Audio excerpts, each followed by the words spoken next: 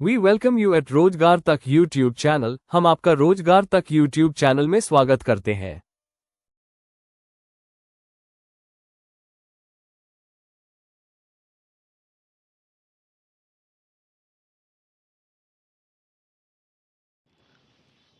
आज के set number 15 में हम लोग पहला क्वेश्चन देखते हैं। आज का पहला क्वेश्चन है, कौन सा देश AIKME 2025 में भाग लेने वाले 9 अफ्रीकी देशों में शामिल नहीं है। AIKME क्या है? अफ्रीका, इंडिया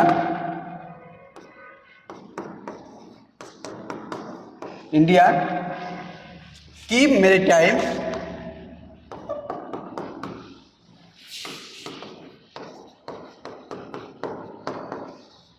मैरीटाइम एंगेजमेंट है।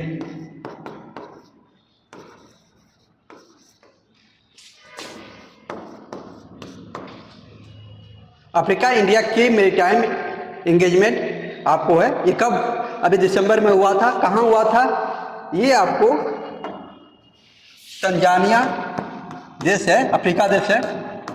तंजानिया के दार एस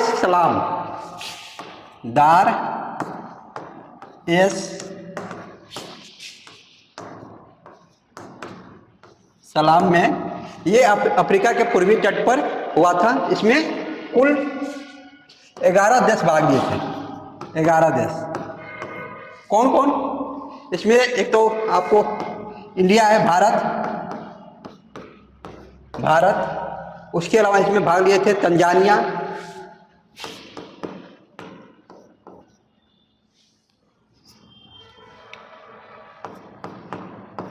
तंजानिया, केन्या,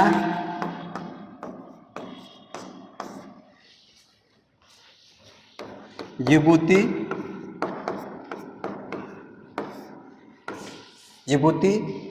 इसके अलावा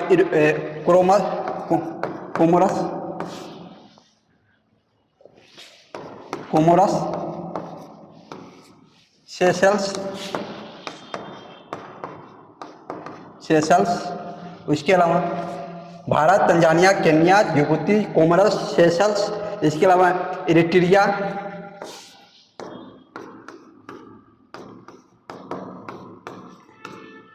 इरिट्रिया,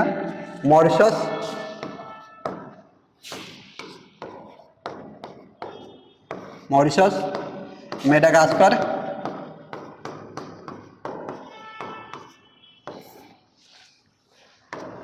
एक दो तीन चार पाँच 6 7 8 9 मेडागास्कर। दक्षिण अफ्रीका,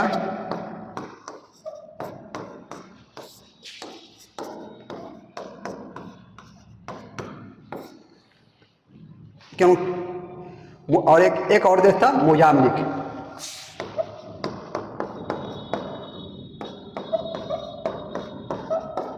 ये आपको इंडिया और अफ्रीका के जो नौसेना है, जो हिंद महासागर को सुरक्षित रखने के लिए जो भारत की सागर परियोजना चल रही है, उसी के तहत ये एक आपको एक्सरसाइज चला था।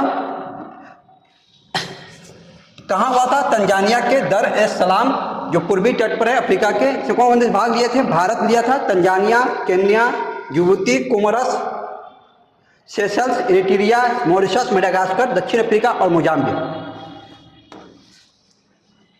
तो इसमें ऑप्शन दिया, मेडागास्कर भाग लिया था, जिबूती भाग लिया था, कोमोरस भाग लिया था, कोमोरोस, और घाना ने भाग नहीं लिया था। सही आंसर होगा ऑप्शन सी, घाना ने भाग लेने वाला अफ्रीकी देश नहीं था। किसमें? AIKME 2025 में। चलिए नेक्स्ट देखते हैं। अगला क्वेश्चन कर रहा है, हाल ही में इक्वाडोर के राष्ट्रपति चुनाव में किसने निर्णायक जीत दर्ज की? दक्षिण अमेरिका का एक पश्चिमी देश है। जो दक्षिण अमेरिका है, इसका पश्चिमी देश है ये। कौन सा? इक्वाडोर। जो इक्वाडोर है, ये दक्षिण अमेरिका महाद्वीप का देश है। इसके उत्तर में क्या है? इसके उत्तर में कोलंबिया, उत्तर में इसके उत्तर में कोलंबिया है, और उत्तर में कोलंबिया, पूर्व और दक्षिण में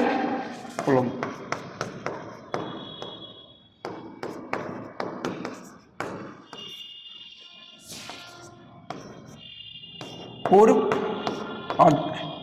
और दक्षिण में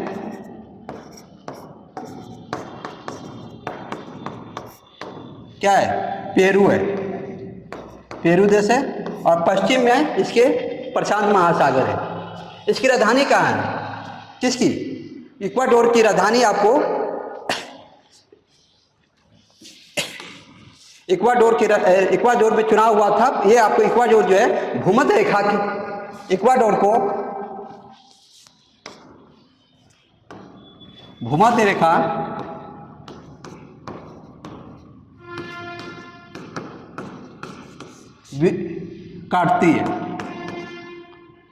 काटती है या गुजरती है। कहाँ से? इक्वाडोर से गुजरती है। यहाँ पर आपको कोटोपैक्सी जो ज्वालामुखी, सक्रिय ज्वालामुखी है, वो आपको पाया जाता है। एंडीज जो पर्वत श्रृंखला है आपको इक्वाडोर से गुजरता है। यहाँ पर चुनाव हुआ था जिसमें इक्वाडोर में कौन से चुनाव जीते थे? लुइस गुलांजेले, ऑप्शन बी है राफेल कोरिया, ऑप्शन सी है डैनियल नोबाओ, ऑप्शन डी है गिलर्मो लासो। राफेल कोरिया और गिलर्मो लासो ये आपको पूर्व राष्ट्रपति हैं। कहाँ के? इक्वाडोर के। अभी चुनाव जीते थे डैनियल नोबाओ। ये आपको लुइस गोंजाले को हराकर चुनाव जीते थे। इसका सही आंसर होगा ऑप्शन सी, डैनियल नोबाओ। चलिए नेक्स्ट क्वेश्चन देखते हैं। अगला क्वेश्चन कह रहा है खेलो इंडिया यूथ गेम्स 2025 का शुभांकर का क्या नाम है? 2025 का खेलो इंडिया गेम्स कहाँ होने वाला है? ये बिहार में होने वाला है। बिहार राज्य में होने वाला है 3 मई से लेकर 4 मई से 15 मई के बीच में। 4 मई से 15 मई 2025 के बीच में कहाँ होने वाला है? बिहार में होने वाला है। पहला ऑप्शन है शेरवीर, ऑप्शन बी है गजराज, ऑप्शन सी है गज सिंह, ऑप्शन डी है सिंहवीर। क्या सही आंसर है गज सिंह। खेलो इंडिया यूथ गेम्स 2025 का शुभांकर चुना गया है। चलिए नेक्स्ट देखते हैं। अगला क्वेश्चन कह रहा है हाल ही में पश्चिम बंगाल में काली घाट स्काई वॉक का उद्घाटन किसने किया? ऑप्शन ए है नरेंद्र मोदी ने, ऑप्शन बी है ममता बनर्जी, ऑप्शन सी है अभिषेक बनर्जी, ऑप्शन डी है अमित शाह ने। जो काली घाट स्काई वॉक ये कोलकाता का सबसे लंबा है।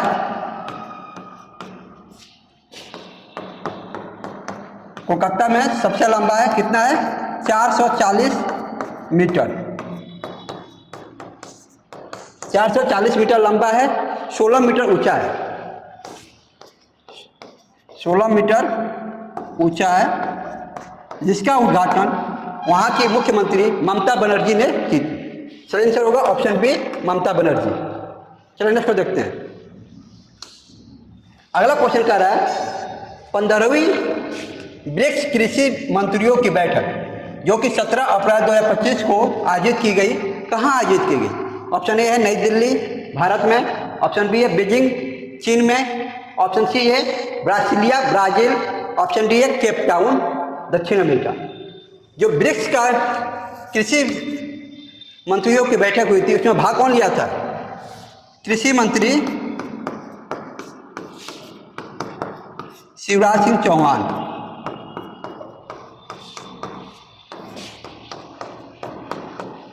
चौहान ने भारत की तरफ से भारत के प्रतिनिधिमंडल का नेतृत्व किए थे। ये आपको 17 अप्रैल 2025 को हुआ था। कहाँ हुआ था? ब्रासिलिया में, ब्राजील के ब्रासिलिया में इसका आयोजन किया गया था। इसका विषय क्या था? ब्रिक्स देशों के बीच सहयोग, नवाचार, न्याय संगत व्यापार के माध्यम से समावेशी और टिकाऊ कृषि को बढ़ावा देना। चलिए नेक्स्ट देखते हैं। अगला क्वेश्चन कह रहा है वर्तमान में किस नीति निर्देशक सिद्धांत को मूल अधिकारों पर प्राथमिकता प्राप्त है? ऑप्शन ए है, देखिए जो नीति निर्देशक सिद्धांत है ये राज्य को कल्याणकारी राज्य की स्थापना के लिए निर्देश देता है, दिशा निर्देश देता है। ये हमारे संविधान में अनुच्छेद 35 से लेकर 51 के बीच में शामिल किया गया है। तो कह रहा है कौन सा नीति निर्देशक सिद्धांत है जो मूल अधिकारों पर भी अपना वर्चस्व या प्राथमिकता दी जाती है। ऑप्शन ए, समस्त नीति निर्देशक सिद्धांतों को, गलत है। किसी भी नीति निर्देशक सिद्धांत को, यह भी गलत है। केवल अनुच्छेद 39 ख और 39 ग में उल्लेखित नीति निर्देशक सिद्धांतों को, पर्यावरण संबंधित नीति निर्देशक सिद्धांतों को, यह गलत है। 39 ख में क्या कहा गया है? 39 ख में कहा गया है सार्वजनिक धन का स्वामित्व एवं नियंत्रण इस प्रकार हो कि सार्वजनिक हित हो उसका साधन हो। सार्वजनिक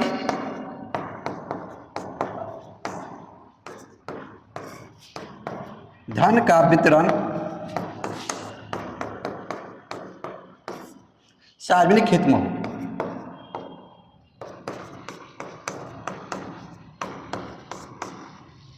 हित में हो। और 39 ग क्या कहता है? यह धन का समान वितरण कहता है। धन का समान वितरण।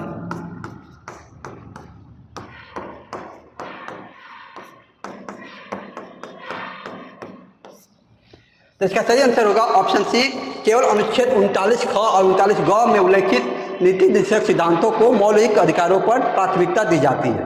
चलिए नेक्स्ट कर देखते हैं। अगला क्वेश्चन कह रहा है आत्मनिर्भर हस्तशिल्प कला योजना किस मंत्रालय के अंतर्गत प्रारंभ की गई है? ऑप्शन ए, वित्त मंत्रालय। ऑप्शन बी है उद्योग मंत्रालय। ऑप्शन सी है वाणिज्य मंत्रालय। ऑप्शन डी है पूर्वोत्तर क्षेत्र विकास मंत्रालय। जो आत्मनिर्भर हस्तशिल्पकार योजना है ये आपको पूर्वोत्तर के लिए चलाया गया है। जो पूर्वोत्तर राज्य हैं, 8 राज्य हैं, उनके लिए चलाया गया है। कौन शुरू किया है? पूर्वोत्तर क्षेत्र के विकास मंत्रालय। पूर्वोत्तर राज्यों के लिए कितने राज्य हैं? 8 राज्य। सही आंसर है ऑप्शन डी, पूर्वोत्तर क्षेत्र विकास मंत्रालय के द्वारा। चलिए नेक्स्ट देखते हैं।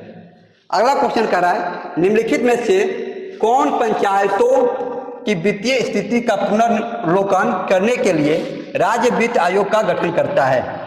संबंधित राज्य का मुख्यमंत्री, संबंधित राज्य की वित्त मंत्री, संबंधित राज्य का राज्यपाल। ऑप्शन डी है संबंधित राज्य का पंचायती राज मंत्री। जो पंचायत है या नगर पालिका है उसके लिए वित्त की व्यवस्था करने के लिए जो वित्त आयोग का राज्य वित्त आयोग कार्य करता है उसका गठन कौन करता है? उसका गठन आपको उस राज्य का राज्यपाल करता है। इसका सही आंसर होगा ऑप्शन डी, ऑप्शन सी। देखिए 73वां संविधान संशोधन हुआ था पंचायती राज के लिए, जिसमें अनुच्छेद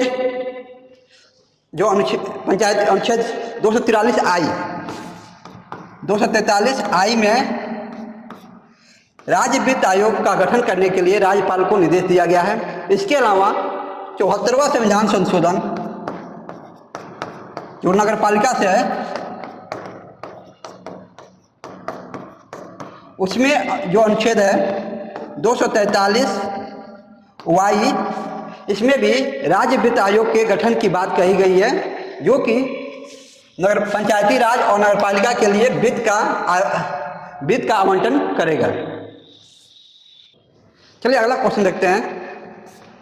अगला क्वेश्चन कह रहा है भारतीय संविधान के निम्नलिखित संशोधनों में से किसके द्वारा भारतीय नागरिकों के मूल कर्तव्य निर्धारित किए गए? मूल कर्तव्य किस अनुच्छेद किस संशोधन के द्वारा जोड़ा गया था? ऑप्शन ए 40वां संविधान संशोधन, ऑप्शन बी है 41वां, ऑप्शन सी है 42वां, ऑप्शन डी है 43वां। देखिए 40वां संविधान संशोधन 1976 में हुआ था। ये किससे संबंधित है? महासागरीय सीमा है उसके अंतर्गत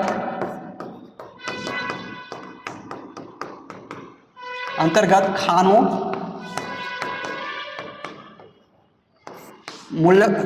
मूल्यवान वस्तुओं को संघ के अंतर्गत किया गया था, केंद्र के अंतर्गत रखा गया था। 41वां, ये लोक सेवा आयोग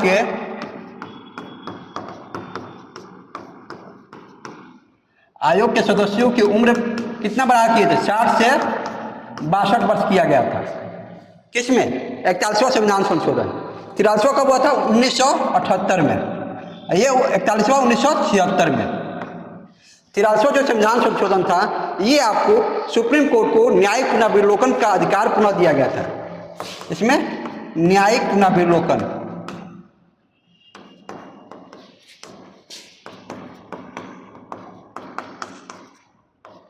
न्यायिक पुनर्विलोकन का अधिकार पुनः दिया गया था।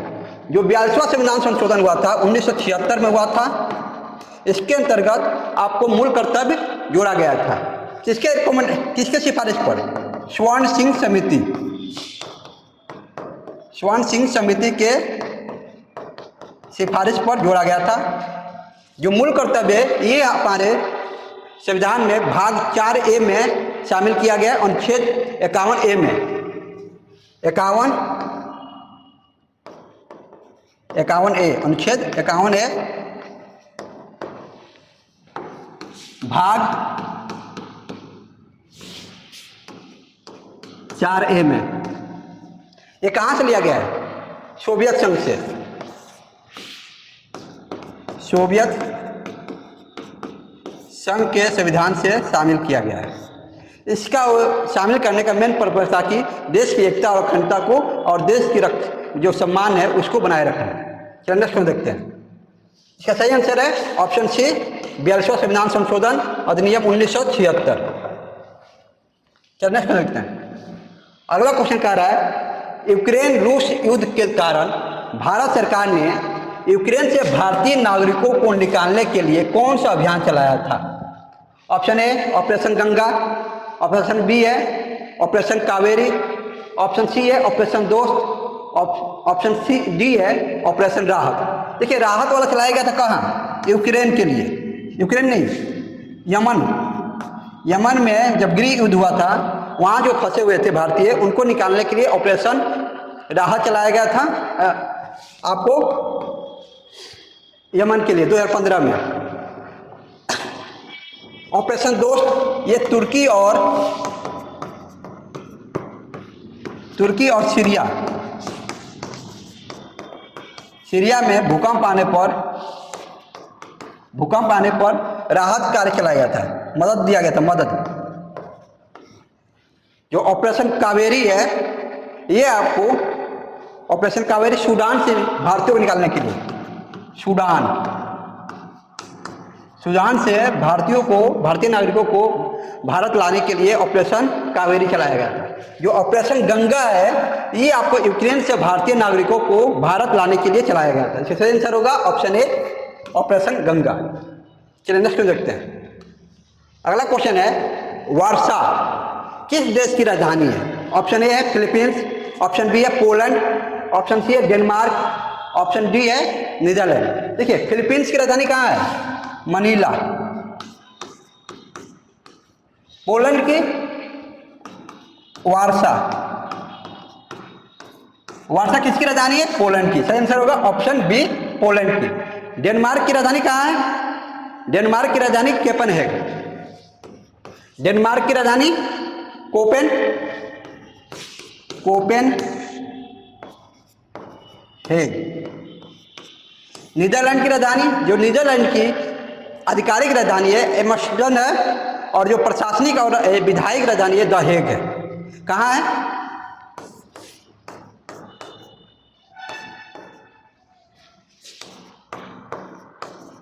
एम्स्टर्डम। ठीक है, सही आंसर होगा पोलैंड। ये है आधिकारिक राजधानी। और द हेग है यहाँ की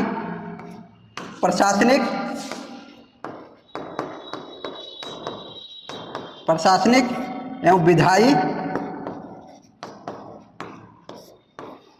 विधायिक राजधानी कहाँ है आपको? The Hague. चलो नेक्स्ट क्वेश्चन देखते हैं। अगला क्वेश्चन कह रहा है, किस देश की समाचार एजेंसी क्योडो है? Italy, option A, option B है फ्रांस, ऑप्शन सी है जापान, ऑप्शन डी है मिस्र। देखिए इटली क्या है, जो इटली है वहाँ का अंसा, इटली की जो समाचार एजेंसी है उसका नाम है अंसा।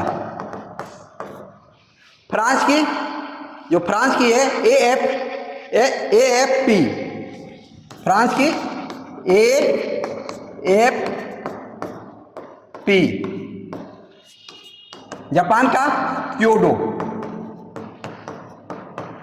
जापान की क्योडो, और मिस्र का मेना, मिस्र का मेना। इसका सही आंसर होगा ऑप्शन सी जापान, जापान का क्योडो समाचार एजेंसी है। चलो नेक्स्ट क्वेश्चन देखते हैं। अगला क्वेश्चन देखते हैं, संसार में ताजे पानी की सबसे बड़ी झील कौन सी है? Option A Lake Victoria, option B है लेक मिशिगन, ऑप्शन सी है लेक बालकास, ऑप्शन डी है लेक सुप्रियर। देखिए लेक सुप्रियर जो है ये अमेरिका में है। कहाँ है? अमेरिका में। ये आपको ताजे पानी की संसार में सबसे बड़ी झील है। सही आंसर होगा ऑप्शन डी। कितनी है इसकी क्षेत्रफल? 82,100 वर्ग किलोमीटर फैला है।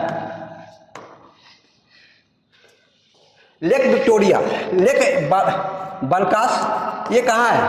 लेक बालकास जो है कजाकिस्तान में।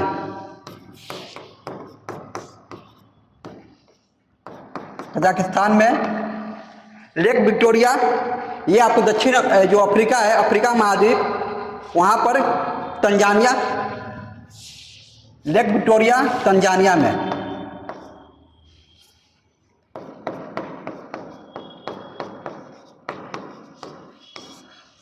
लेक मिशिगन ये अमेरिका में।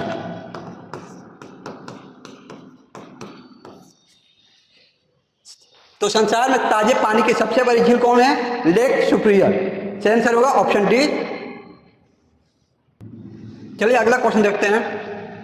नेक्स्ट क्वेश्चन, विश्व का सबसे छोटा पक्षी है, सबसे छोटा पक्षी कौन सा है? ऑप्शन ए है एम्यू, ऑप्शन बी है कीवी, ऑप्शन सी है हमिंग बर्ड, ऑप्शन डी है गौरैया।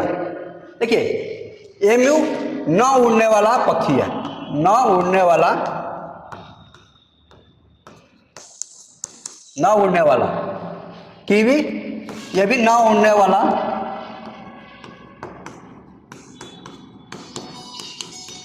पक्षी है। कीवी जो पक्षी है कहाँ मिलते हैं? ये न्यूजीलैंड में।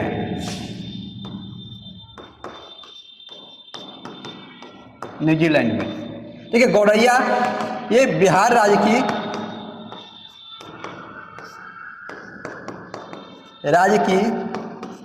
राजकीय पक्षी है।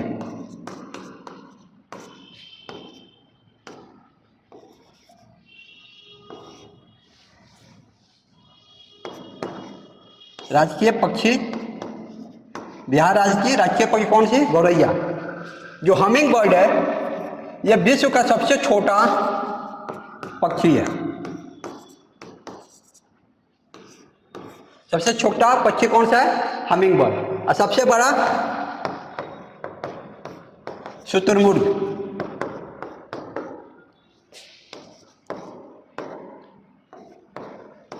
सबसे बड़ा शुतुरमुर्ग। इसका सही आंसर होगा ऑप्शन सी हमिंग बर्ड। चलिए नेक्स्ट क्वेश्चन देखते हैं। अगला क्वेश्चन कह रहा है निम्नलिखित में से भारत पर पहली बार आक्रमण करने वाले कौन थे? ऑप्शन ए है अफगान, ऑप्शन बी है मंगोल, ऑप्शन सी है अरब, ऑप्शन डी है तुर्क। भारत में सर्वप्रथम जो आक्रमण किया था वो आपको डेरेसियस प्रथम ने किया था। कौन किया था? डेरेसियस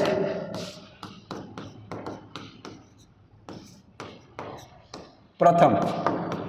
ये आपको 514 ईस्वी पूर्व में किया था। 514 ईस्वी पूर्व में किया था। ये क्या थे? फारस से किए थे। लेकिन यहाँ पर ऑप्शन में अफगान, मंगोल, अरब और तुर्क दिया हुआ है, तो इसमें आपको अफगान, मंगोल और अरब और तुर्क में देखना है। तो सब इन ऑप्शन में जो दिए गए विकल्प हैं इनमें सर्वप्रथम अरब ने किए थे। अरब जो ईरान के सेना जो खलीफा था उसका सेनापति ईरान का था, उसका जो सेनापति था अल हजाज का भतीजा और दामाद था मोहम्मद बिन कासिम। कौन था? मोहम्मद बिन कासिम। मोहम्मद बिन कासिम ने सर्वप्रथम 712 ईस्वी में भारत पर आक्रमण किया था। अफगान और तुर्क एक ही थे जो इस समय गजनवी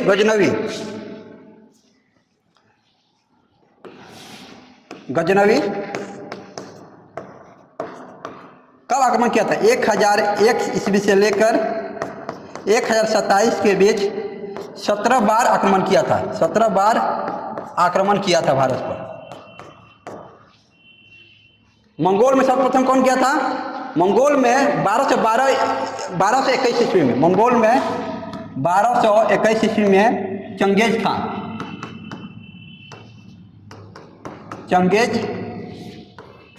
खान ने आक्रमण किया था। तो सर्वप्रथम कौन किया था? 1712 ईस्वी में जो अरब ने किए थे। कौन किया था? मोहम्मद बिन कासिम ने। सही आंसर है ऑप्शन सी, अरब। नेक्स्ट देखते हैं, मुस्लिम लीग का गठन कब हुआ था? ऑप्शन ए है 1895 में, ऑप्शन बी है 1902 ईस्वी में, ऑप्शन सी है 1906 में, ऑप्शन डी है 1910 में। मुस्लिम लीग का गठन 1906 ईस्वी में ढाका में किया गया था।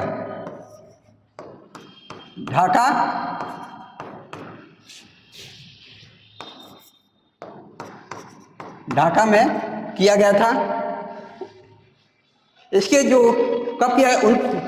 1906 में 30 दिसंबर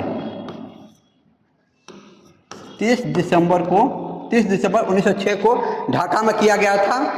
जो नवाब थे, नवाब ख्वाजा सलीमुल्लाह, नवाब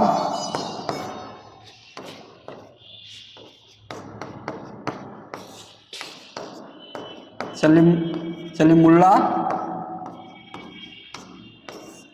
आगा खां ने मिलकर मुस्लिम लीग की स्थापना 1906 ईस्वी में की थी। मुस्लिमों के जो प्रतिनिधित्व के रूप में इसकी स्थापना की गई थी।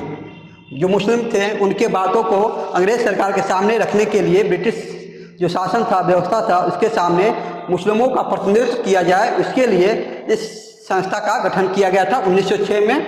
30 दिसंबर 1906 को ढाका में नवाब ख्वाजा सलीमुल्लाह और आगा खां के नेतृत्व में। चलिए नेक्स्ट क्वेश्चन देखते हैं। अगला क्वेश्चन है, रिएक्टर स्केल का प्रयोग किसके मापन में किया जाता है? ऑप्शन ए है समुद्र की गहराई, ऑप्शन बी है समुद्र की दिशा, ऑप्शन सी है भूकंप की तीव्रता, ऑप्शन डी है समुद्र लहर की ऊंचाई नापने में।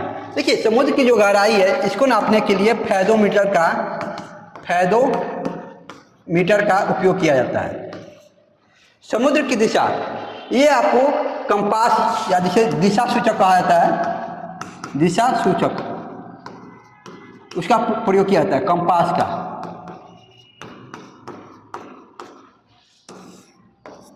समुद्र की लहर की ऊंचाई नापने के लिए किसका प्रयोग किया जाता है? इसका जो प्रयोग किया जाता है अल्टीमीटर का प्रयोग किया जाता है। जो रिएक्टर स्केल है ये आपको भूकंप की तीव्रता नापने के लिए प्रयोग किया जाता है। ऑप्शन सी इसका राइट आंसर होगा। चलिए नेक्स्ट क्वेश्चन देखते हैं। अगला क्वेश्चन कह रहा है, पानीपत की तीसरी लड़ाई किस वर्ष हुई थी? जो पानीपत की पहली लड़ाई कब हुई थी? ऑप्शन ए है 1526 ईस्वी में, ऑप्शन बी है 1539, ऑप्शन सी है 1606 ईस्वी में, 1605 ईस्वी में, ऑप्शन डी है 1761 ईस्वी में। जो पानीपत की तीसरी लड़ाई थी ये आपको अहमद शाह अब्दाली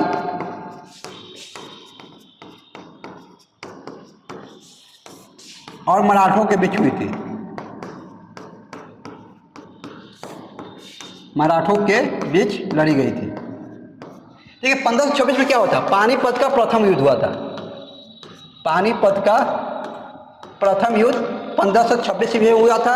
ये आपको बाबर और इब्राहिम लोदी के बीच हुआ था, जिसमें कि इब्राहिम लोदी हार गया था और उस समय मुगल वंश की स्थापना हुई थी 1526 ईस्वी में। 1539 ईस्वी में चौसा का युद्ध हुआ था। चौसा का युद्ध 1539 में। ये किसके बीच हुआ था? हुमायूं और शेरशाह सूरी के बीच हुआ था। शेरशाह के बीच हुआ था। 1761 ईस्वी में आपको पानीपत का तृतीय लड़ाई हुआ था अहमद शाह अब्दाली और मराठों के बीच में। इसका सही आंसर है ऑप्शन डी, 1761 ईस्वी में। चलिए नेक्स्ट कर देखते हैं। अगला क्वेश्चन कह रहा है, अप्रैल 2023 में जारी जल शक्ति मंत्रालय द्वारा भारत में जल स्रोतों की गणना की रिपोर्ट में सर्वाधिक जल स्रोतों की मात्रा किसमें बताया गया है? ऑप्शन ए है तालाब, ऑप्शन बी है जलाशय, ऑप्शन सी है झील, ऑप्शन डी है टैंक। जो जल स्रोत को बताया गया है सबसे अधिक किसका है? तालाब का। सही आंसर है तालाब का। तालाब का कितना है? तालाब में कहा गया है कि 59.5% है। कितना? 59.5%। इसके बाद टैंक में है, टैंक में 15.7%। इसके बाद जलाशय में कितना है? 12.1%। 12.1%। सबसे कम है झील में 0.9%। सबसे अधिक जल स्रोत कहाँ है? किस राज्य में सर्वाधिक जल स्रोत है? वो आपको पश्चिम बंगाल में। सर्वाधिक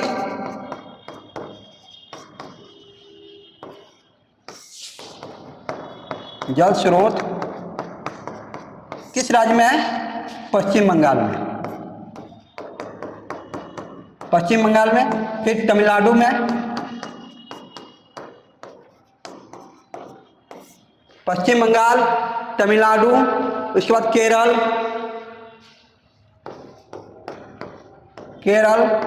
उसके बाद उत्तर प्रदेश, यूपी, असम। ये है आपको जल स्रोतों के संख्या के हिसाब से राज्यों का क्रम। ठीक है, सर्वाधिक जो झील है वो आपको तमिलनाडु में। झील सबसे अधिक कहाँ है? तमिलनाडु में।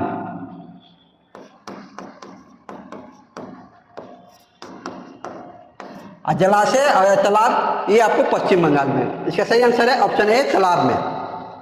चलिए नेक्स्ट क्वेश्चन। अगला क्वेश्चन कह रहा है, निम्नलिखित में से कौन सा ग्रह पृथ्वी से निकटतम दूरी पर स्थित है? कहने का अर्थ है कि ऐसा कौन सा ग्रह है इस ब्रह्मांड में, इस सौरमंडल में, जो पृथ्वी के निकट है? ऑप्शन ए है शुक्र, ऑप्शन बी है बुध, ऑप्शन सी है बृहस्पति, ऑप्शन डी है मंगल। जो शुक्र ग्रह है ये आपको पृथ्वी से सबसे निकटतम है। जो शुक्र है ये सबसे गर्म ग्रह है।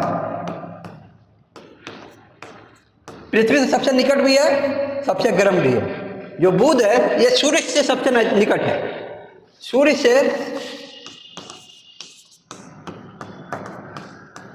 निकट है, जिसके कारण इसको जो सूर्य की परिक्रमा करने में सबसे कम दिन लगते हैं। कितना दिन लगते हैं? 88 दिन। चलिए अब नेक्स्ट क्वेश्चन देखते हैं। अगला क्वेश्चन कह रहा है, पटना में गुरु गोविंद सिंह का जन्म किस वर्ष हुआ था? जो गुरु गोविंद सिंह हैं उनका जन्म पटना में हुआ था, कब हुआ था? ये गुरु गोविंद सिंह सिख धर्म के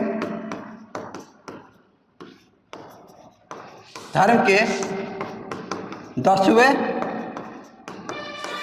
एवं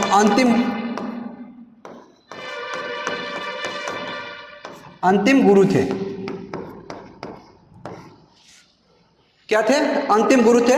इन्होंने पाहुल प्रणाली चलाई थी। पाहुल प्रणाली की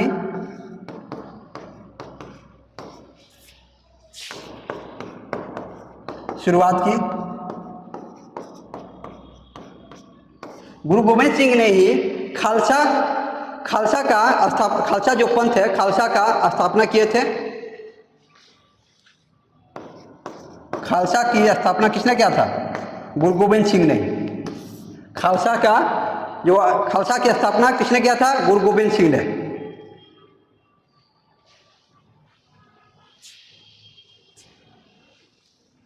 इसका सही जो उनका जन्म हुआ था, इसका सही आंसर है ऑप्शन डी, 666 ईस्वी में उनका जन्म हुआ था। चलो नेक्स्ट क्वेश्चन देखते हैं। अगला क्वेश्चन कह रहा है कांग्रेस सोशलिस्ट पार्टी का गठन हुआ था। जो कांग्रेस सोशलिस्ट पार्टी है उसका गठन कब हुआ था? ऑप्शन ए है 1930 ईस्वी में, ऑप्शन बी है 1931 में, ऑप्शन सी है 1934 ईस्वी में, ऑप्शन डी है 1939 ईस्वी में। देखिए 1931 ईस्वी में बिहार सोशलिस्ट पार्टी की स्थापना हुई थी। बिहार सोशलिस्ट पार्टी की स्थापना हुई थी। किसने किया था? गंगा शरण सिंह, रामवृक्ष पुरी आदि ने मिलकर किया था। 1934 ईस्वी में बिहार कांग्रेस सोशलिस्ट पार्टी की स्थापना हुई। कांग्रेस सोशलिस्ट पार्टी की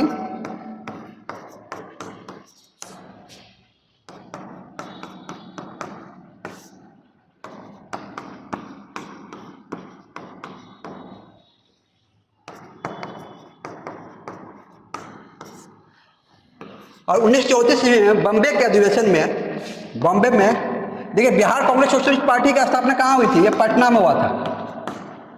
पटना में हुआ था, पटना में। अब बॉम्बे में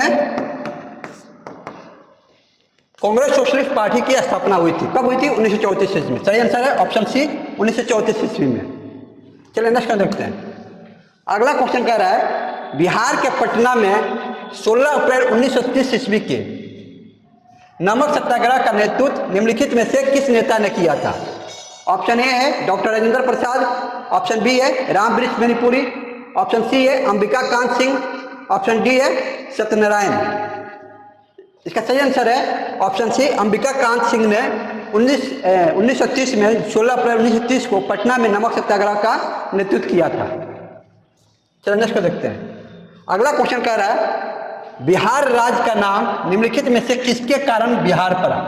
ऑप्शन ए वन्य बिहार, ऑप्शन बी है बौद्ध बिहार, ऑप्शन सी है पक्षी बिहार, ऑप्शन डी है पशु बिहार। देखिए बिहार जो राज्य है, यहाँ ये जो राज्य बौद्ध धर्म का जन्मस्थली है। यहाँ पर महात्मा बुद्ध को ज्ञान की प्राप्ति हुई थी बोध गया में, बोधि वृक्ष के नीचे, जिसके कारण यहाँ पर बौद्ध बिहार जो बौद्ध भिक्षु थे उनके रहने के लिए बिहार का निर्माण किया गया था और बौद्ध बिहार के नाम पर ही बिहार नाम पड़ा था। सही आंसर है ऑप्शन बी, बौद्ध बिहार।